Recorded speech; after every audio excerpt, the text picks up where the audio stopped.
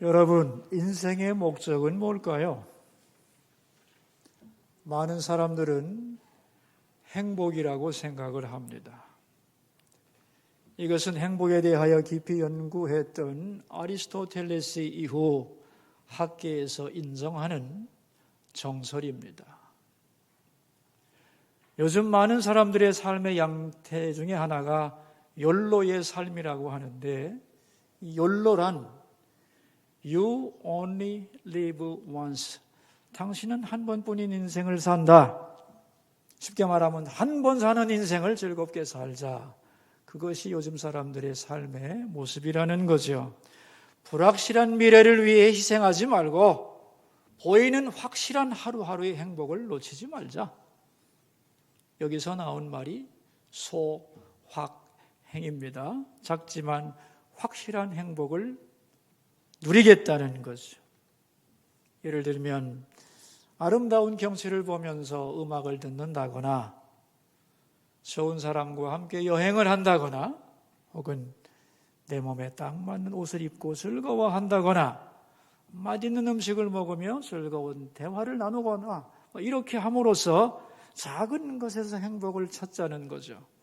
아마 행복을 잃어가는 이 시대에 행복을 찾기 위한 몸부림이 아닌가 그렇게 생각을 합니다. 그러나 여러분, 행복보다 더 위대한 것이 있습니다. 그게 뭐냐 하면 기쁨입니다. 왜냐하면 행복이란 외부에 있는 것이고 수동적인 것입니다. 쉽게 말하면 우리 주변에 많은 행복들이 널려 있다는 거예요. 큰 행복, 작은 행복, 이런 행복, 저런 행복이 많이 있는데 그것을 내가 인정하고 주워 담아야 한다는 겁니다. 많이 담을수록 행복해지는 거죠. 그런데 내가 그걸 인정하지 않고 외면하면 있는 행복도 놓칠 수밖에 없다는 거죠. 불행해진다는 겁니다. 그러나 기쁨이라고 하는 것은 나의 내면 속에 있는 겁니다. 환경과 상관이 없다는 거죠. 아무리 남이 볼 때 내 환경이 슬프고 어렵다 할지라도 내 속에 기쁨이 충만하면 얼마든지 이걸 극복하고 행복하게 감사하며 살아갈 수 있는 거죠. 그러니까 기쁨은 환경과는 상관이 없는 것입니다. 그러므로 행복보다 위대한 것이죠. 그리고 이 기쁨은 아무도 빼앗을 수가 없는 것입니다. 문제는 이 기쁨을 누가 주느냐 하는 것인데 기쁨의 근원 되시는 하나님께서 우리에게 기쁨을 주십니다. 아멘이죠? 저는 여러분 모두가 행복한 환경 속에서 살기를 바랍니다. 그러나 더 간절히 원하는 것은 여러분의 마음속에 하나님이 주시는 기쁨이 충만하기를 바랍니다. 이 기쁨이 없다면 우리는 결코 행복할 수가 없는 것이지요. 인생은 고달플 수밖에 없는 것입니다. 기독교 요리를 압축해 놓은 소요리 문답이라고 하는 것이 있는데 그 소요리 문답 1번 문제가 뭐냐 하면 사람의 제일 되는 목적이 무엇입니까? 이렇게 질문을 합니다. 여러분, 대답이 뭔지 아세요? 하나님을 영화롭게 하고 영원토록 그를 즐거워하는 것입니다. 이게 대답입니다. 우리 인생의 목적이 뭐냐? 하나님을 기뻐하는 거라는 거예요. 그럴 때 하나님이 영광을 받으시고 우리에게 세상이 줄 수 없는 하늘의 기쁨으로 우리를 충만케 하기 때문에 우리 인생의 목적이 뭐냐? 하나님을 영원토록 즐거워하는 것이다. 그런 얘기죠. 그럴 때 우리에게도 가장 큰 기쁨이 있는 줄로 믿습니다. 오늘 본문은 예수님께서 70명의 제자를 뽑으셔서 둘씩 짝을 지어 전도하러 보내셨는데 이 70명의 사람들이 전도하고 돌아와서 사역을 보고하는 내용입니다. 이 70명은 전도하면서 굉장히 많은 것을 경험하고 즐거웠던 것 같아요. 그래서 주님 앞에 서서 뭐라고 얘기를 했냐면은 17절 말씀입니다. 17절 말씀을 같이 읽읍시다. 70인이 기뻐하며 돌아와 이르되 주여 주의 이름이면 귀신들도 우리에게 항복하더이다 그랬습니다. 예수님의 이름으로 떠나가라 명령하자 귀신들이 글쎄 우리 말을 듣고 항복하고 떠나가는 겁니다. 얼마나 신났겠어요. 얼마나 흥분이 됐겠어요. 너무너무 좋아서 예수님에게 이 말부터 하는 겁니다. 그러자 예수님은 그 말씀을 들으시고 그들의 감격을 인정해주고 동의해줍니다. 그래? 좋았겠네. 그러면서 하시는 말씀이 18절인데 같이 읽습니다. 예수께서 이르시되 사탄이 하늘로부터 번개같이 떨어지는 것을 내가 보았노라. 그래, 나도 봤다. 너희들이 귀신을 쫓아낼 때 하늘에서 사탄이 떨어지는 것을 나도 봤단다. 그들의 즐거움에 동참하고 계십니다. 그러면서 놀라운 약속을 주셨는데 그게 바로 19절 말씀이에요. 같이 읽습니다. 내가 너희에게 뱀과 전갈을 밟으며 원수의 모든 능력을 제어할 권능을 주었으니 너희를 해칠 자가 결코 없으리라. 너희들이 이번에도 그랬지만 앞으로도 계속해서 복음을 가지고 나갈 때 너희들을 혼자 두지 아니하고 모든 어둠 권세로부터 너희를 보호하고 제어할 권세를 주겠다고 약속을 하는 겁니다. 여러분, 이것이 바로 복음을 전하는 자에게 주시는 주님의 약속이죠. 이걸 다른 말로는 임파워먼트라고 말합니다. 뭐라고요? 임파워먼트, 파워를 부여한다, 그런 소리입니다. 웹스터 사전에 의하면 임파워먼트의 정의가 뭐냐 하면은 어떤 관리자가 가지고 있었던 실질적 권한을 일하는 실무자들에게 이양함으로써 그들의 잠재적 능력과 위력을 최대한 끌어내어 업무 수행이 가능하도록 만들어주는 행위라고 정의하고 있습니다. 그러니까 우리는 복음을 전할 때에 하나님이 우리를 복음만 가지고 그냥 나가라는 것이 아니라 항상 그 복음과 함께 주님의 능력을 부어주심으로 홀로 가지 않고 권세 있게 능력을 가지고 악과 싸워 이길 수 있도록 해 주신다는 것, 그걸 항상 믿고 의지하고 나가야 할 줄로 믿습니다. 그러면서 주님은 아주 중요한 말씀을 하시는데 오늘 우리가 읽었던 본문 20절 말씀이죠. 같이 한번 읽겠습니다. 그러나 귀신들이 너희에게 항복하는 것으로 기뻐하지 말고 너희 이름이 하늘에 기록된 것으로 기뻐하라 하고 말씀을 하셨습니다. 앞으로도 너희들이 나가서 복음을 전할 때에 귀신들이 너희 앞에 항복하는 일이 있을 텐데, 그런데 말이지, 거기에 너무 기뻐하지 말고 그거보다 더 기뻐할 일이 있다. 그것은 바로 하늘에 너희들의 이름이 기록된 것을 기뻐하라. 그렇게 말씀을 하시는 거예요. 이 말씀이 20절의 의미가 뭐냐 하는 거예요. 굉장히 중요한 의미를 가지고 있어요. 저는 세 가지로 압축해서 설명을 하려고 합니다. 첫째는 귀신을 내쫓고 항복시키는 것, 그게 얼마나 신나는 일이겠어요, 그죠? 전도하러 가는 사람에게 그거는 최고의 기쁨이고 자랑거리겠죠. 그런데 그런 능력과 업적과 어떤 성취에 대하여 너무 기뻐하지 말라는 거예요. 여러분, 그 이유가 뭘까요? 왜 그걸 기뻐하지 말라고 하셨을까요, 주님은? 그런 기쁨에 자꾸만 집착하고 기대하게 되면은 어떤 일이 생기느냐? 점점 나 자신이 특별한 인간인 것처럼 생각이 되는 거예요. 그리고 내가 누구에게 능력을 행하는 것처럼 그렇게 착각을 하게 된다는 거죠. 그래서 내 속으로 교만이 들어가게 되고 자아가 팽창하게 되고 점점 더 강한 능력을 원하게 되고 기적에 중독될 수 있다는 겁니다.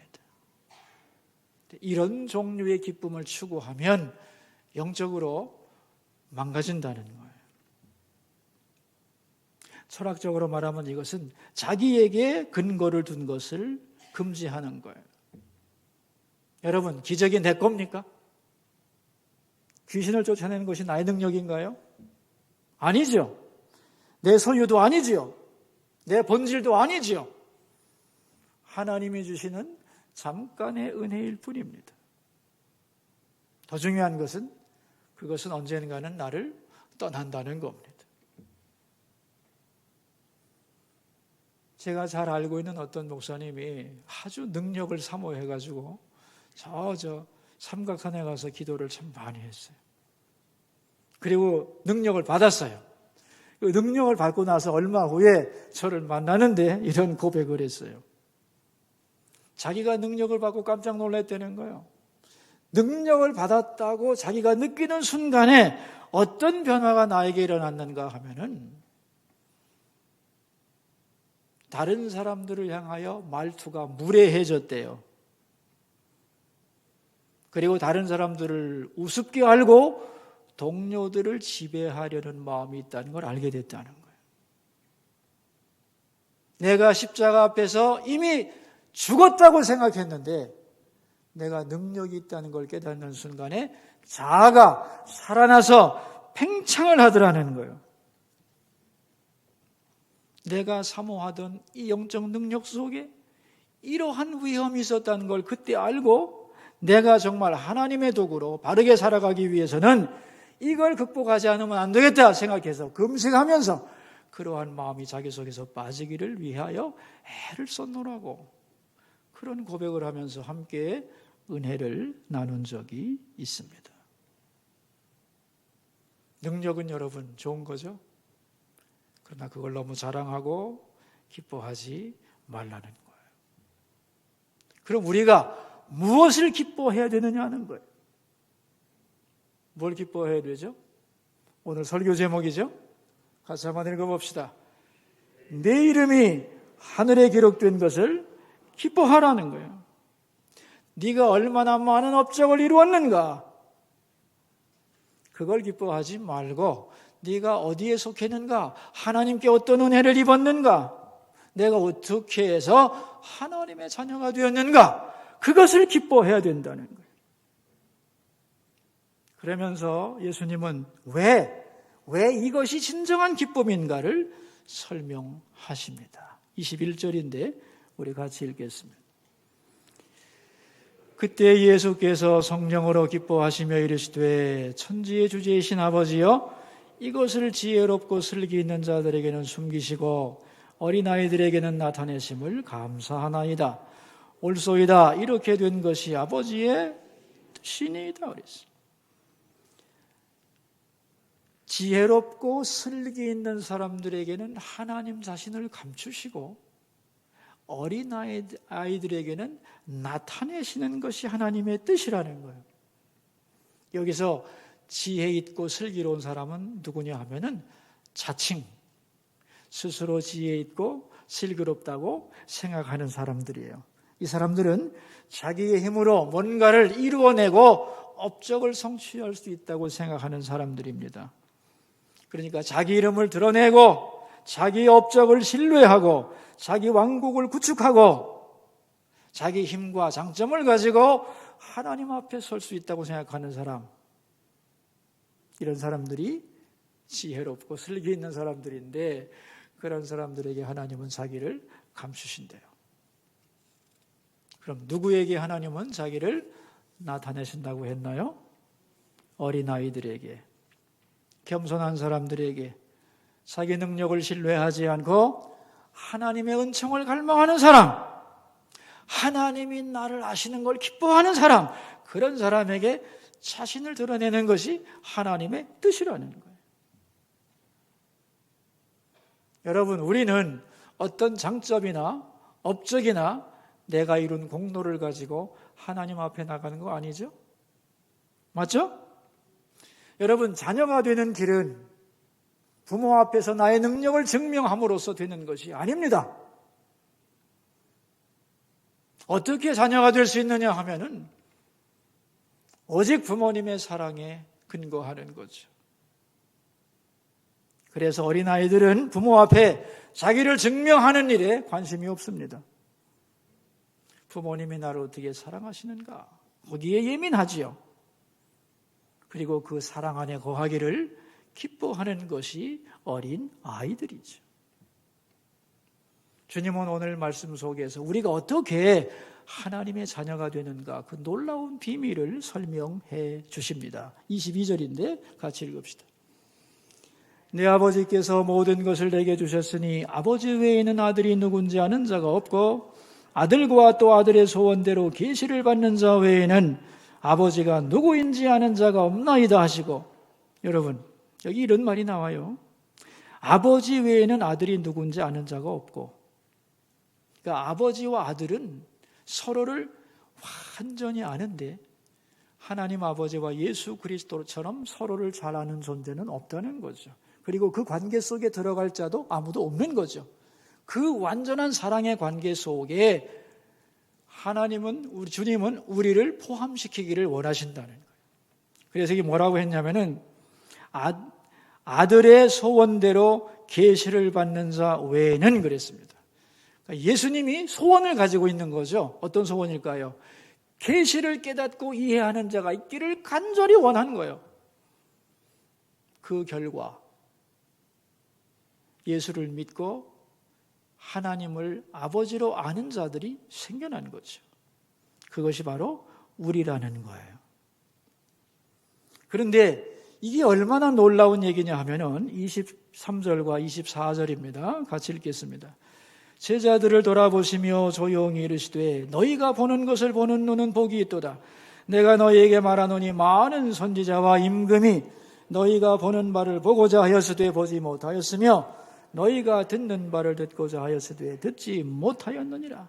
많은 사람들이 진리를 알기 원하고 하나님의 자녀가 되기를 원했지만 모든 사람들이 하나님의 자녀가 되는 게 아니죠. 계시를 깨닫는 게 아니죠. 똑똑하다고 깨닫는 것도 아니고 권력을 가졌다고 해서 하나님의 자녀가 되는 것도 아닙니다. 이 아버지와 아들의 놀라운 사랑의 관계 속에 들어올 수 있는 축복을 받은 사람이 누구냐? 아들의 소원대로 계시를 받은 자. 그들만이 하나님 아버지가 누군지 알게 된 것이라는 거예요. 여러분, 우리가 받은 축복이 뭔지 이해하시겠습니까? 이것은 나의 능력으로 되는 것이 아닙니다. 우리가 하나님의 자녀가 되는 것은 놀라운 비밀이며 신비라는 거예요. 그러니까 내 이름이 하늘나라에 기록되었다고 하는 것은 세상의 말로는 다 설명할 수가 없는 것이고 이거보다 더 큰 축복은 없는 것이고 이거보다 더 큰 성공도 없다는 겁니다. 말로 다 할 수 없는 신비이며 어느 것과도 비교할 수 없는 놀라운 은혜라는 거죠. 그러므로 그것을 기뻐해야 된다. 영국의 마틴 로이드 존스 목사님은 20세기에 가장 영향력이 있던 목사님이었습니다.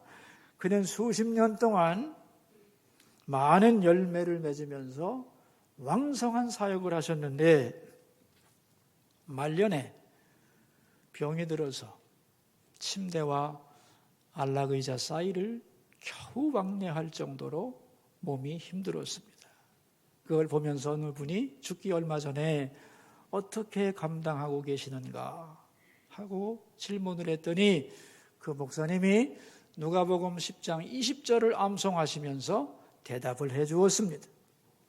귀신들이 너희에게 항복하는 것으로 기뻐하지 말고 너희 이름이 하늘에 기록된 것을 기뻐하라. 여러분, 이게 무슨 말이겠어요?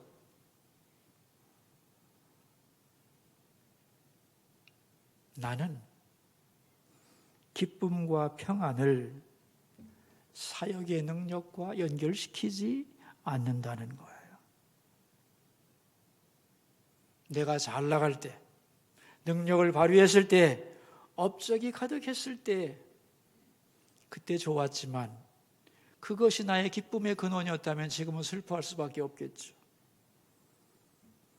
정말로 중요한 것은 하나님이 나를 아시고 사랑하신다는 것, 내 이름이 하늘나라에 기록되어 있다는 것, 그것이 나의 기쁨입니다. 그런 고백인 거죠. 이 은혜는 아무도 뺏어갈 수가 없다는 것이죠. 그래서 목사님은 그렇게 대답을 하고 나서 이렇게 마무리를 지었습니다. 나는 지금도 충만합니다. 나는 지금도 만족합니다. 그분은 엄청난 인기도 누렸고 위대한 업적을 남겼고 자랑할 것이 많았지만 그 모든 것이 다 떠나더라도 주님 안에서 얼마든지 나는 지금도 기뻐하고 있다는 겁니다. 왜요? 나의 기쁨의 근거가 내 이름이 하늘에 기록되어 있는 것이기 때문에 그런 고백을 했습니다. 오늘 누가복음 10장 20절 말씀은 저의 인생관, 저의 목회관을 바꾸어 준 말씀입니다.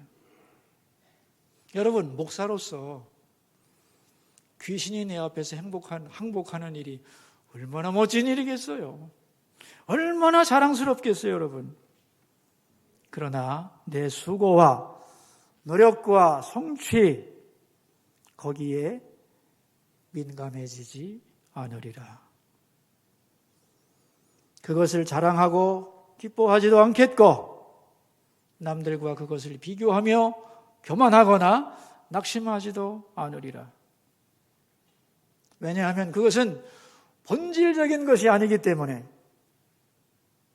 정말 기쁜 것은 하나님이 나를 기억하고 사랑하신다는 것, 그리고 나를 사용해 주신다는 것, 거기에 내 기쁨의 근거를 두고 목회하리라 생각을 했습니다.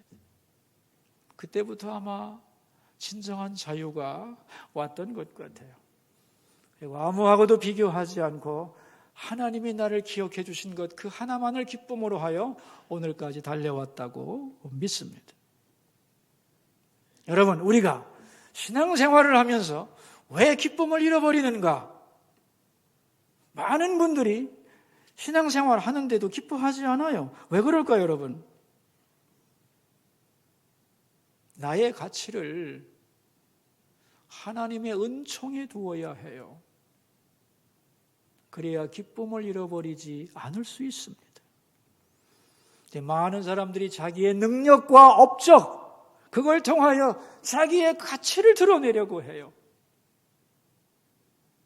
그러다 보니 비교하게 되고 경쟁하게 되고 그러면서 기쁨이 다 말라버립니다. 여러분, 나의 능력과 업적을 가지고 구원받을 수 있는 사람이 있나요? 있습니까? 아무도 없습니다. 그러므로 다른 사람과 나를 비교하면서 경쟁하는 마음을 여러분 속에서 다 버릴 수 있기를 바랍니다. 그리고 뭔가 더 업적을 이루려고 하는 그 목마름에서부터 벗어나기를 바랍니다. 업적에 내 가치를 두지 말고 은총에 내 가치를 근거로 할 때 우리 속에는 기쁨이 새로워질 줄로 믿습니다. 여러분, 잘 살고 못 살고 남이 알아주고 몰라주고 유명해지고 그렇지 않게 되는 것, 그게 뭐가 그렇게 중요해요? 어차피 모든 것은 다 우리 속에서 사라집니다. 나이를 먹으면 돈이 남아나겠어요? 권력이 남아있겠어요? 명예가 있겠어요? 업적도 다 과거의 것으로 사라지고 마는 것입니다. 남는 것은 하나뿐입니다. 은총입니다. 내 이름이 하늘에 기록된 것, 그것은 무엇으로도 빼앗을 수 없는 것이고 내 삶이 아무리 변해도 하나님의 은총 가운데 있는 그 신분은 변하지 않는다는 거예요. 그러므로 내 이름이 하늘에 기록된 것이 가장 큰 복인 줄로 믿습니다. 아멘인가요? 여러분의 기쁨의 근거를 오늘부터 어디에 두어야 될까요? 내 이름이 하늘에 기록된 그것. 그것을 여러분의 기쁨의 근거로 둔다면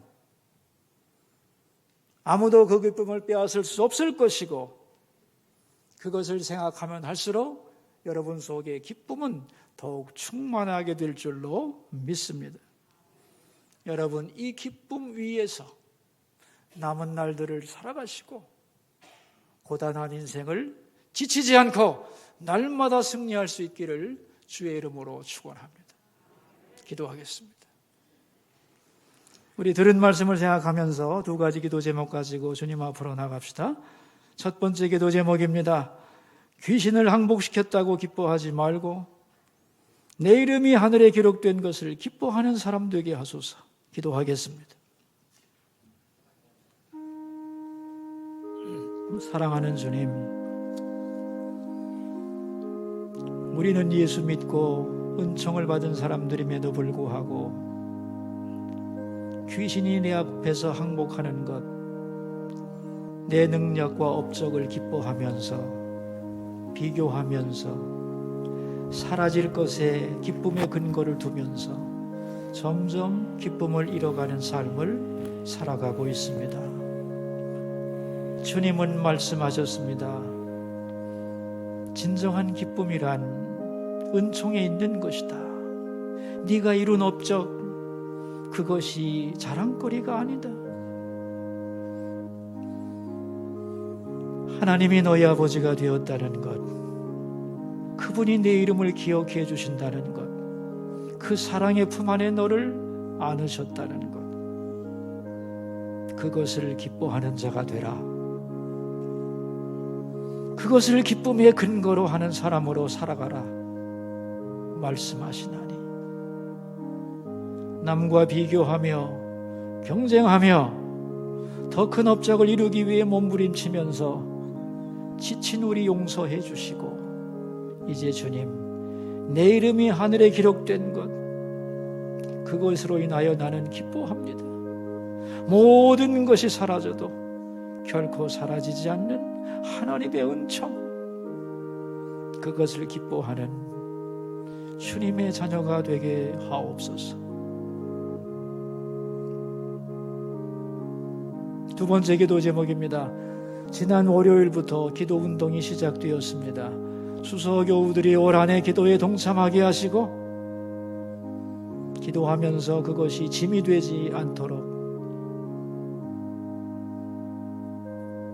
내가 하나님의 자녀가 되었다는 것, 기도할 수 있는 하나님이 계신다는 것, 그 기도에 응답하시는 아버지께 내가 언제든지 나갈 수 있다는 사실에 감사하고, 기도할 때마다 부담이 아니라 감격함으로 주님 앞으로 나가는 우리가 되게 해주시고, 이 기도 운동이 다른 사람들과 절대로 기도에 경쟁을 하거나 기도에 짐에 눌리는 일이 없도록 행복한 기도의 여정이 되게 해 주옵소서. 기도하겠습니다.